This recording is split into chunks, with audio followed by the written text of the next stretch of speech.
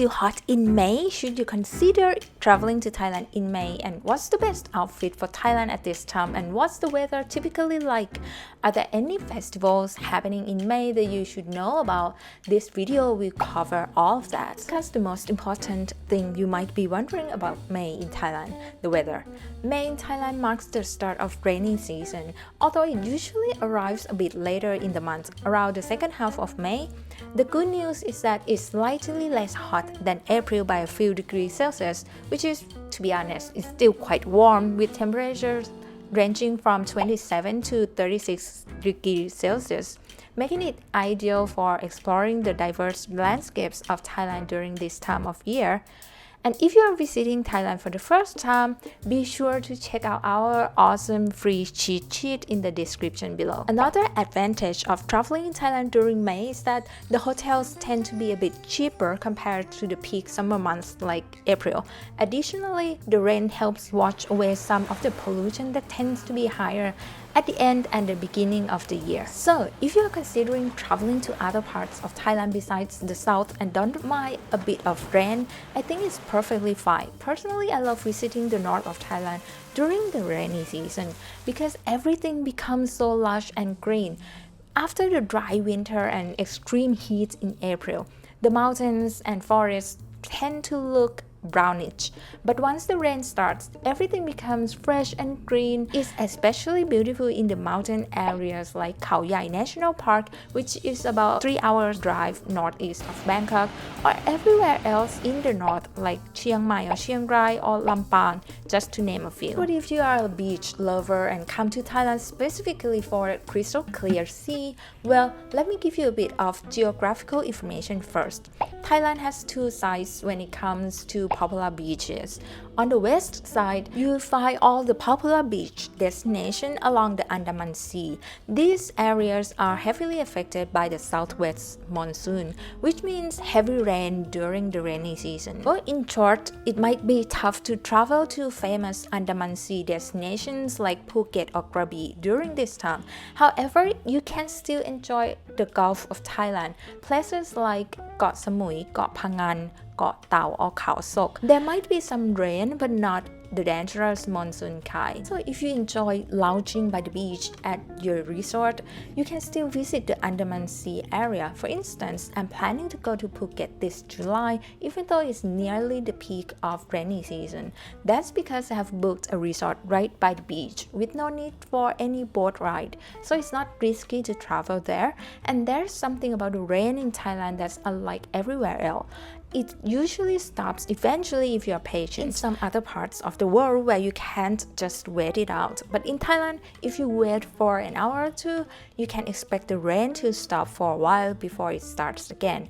But there are some breaks in between. Speaking of the beauty of traveling in Thailand in May, one significant public holiday to note is Visakha Busha Day, celebrated on the full moon of the 6th lunar month, and it falls on 22nd of May in 2024.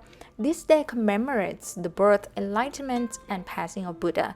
Take a look at this clip from Chiang Mai at Wat Pan Tao. It looks truly magical, doesn't it?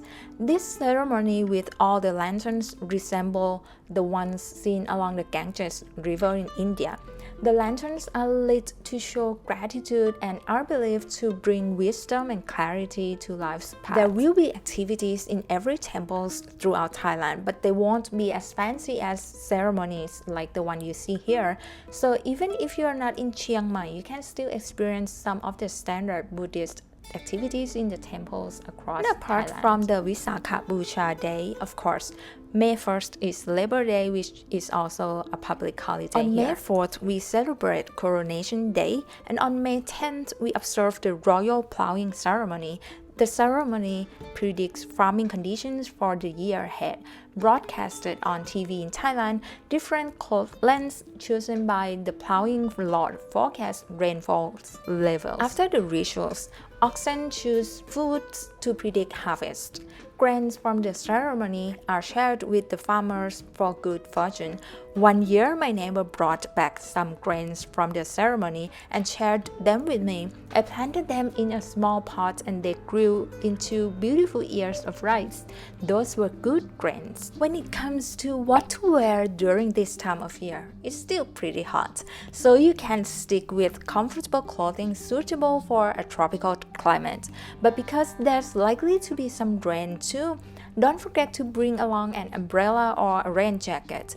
You can easily find these at any 7-Eleven stores, and yes, it's totally normal to use umbrella in Thailand. I have to mention this because back when I was in the east of the US, umbrellas were pretty useless.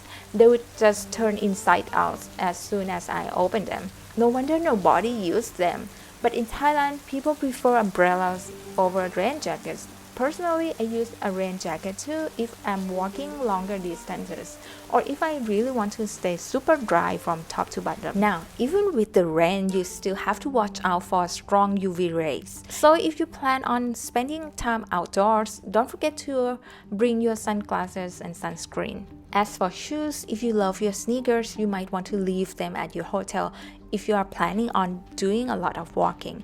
I still wear mine during the rainy season in Thailand, but only if I'm planning to stick to using a car or not do too much walking on the streets. That's because, as you may have seen in some news, there can be flooding after heavy rain. But don't worry too much. May isn't as bad in terms of the amount of rain. Lastly, remember that the weather forecast apps in Thailand, whether on your phone or from a AccuWeather app, are just estimates. They are never 100% accurate like in some other parts of the world. So, trust your own eyes and just use the app to get an idea if it's going to rain that day. For example, if it says it's going to rain at 3 p.m., you can expect rain sometime between afternoon and evening, but don't expect it to start raining right at 3 p.m. And that's all you need about staying comfortable and prepared for the weather in May in Thailand. Until next time, สวัสดีค่ะ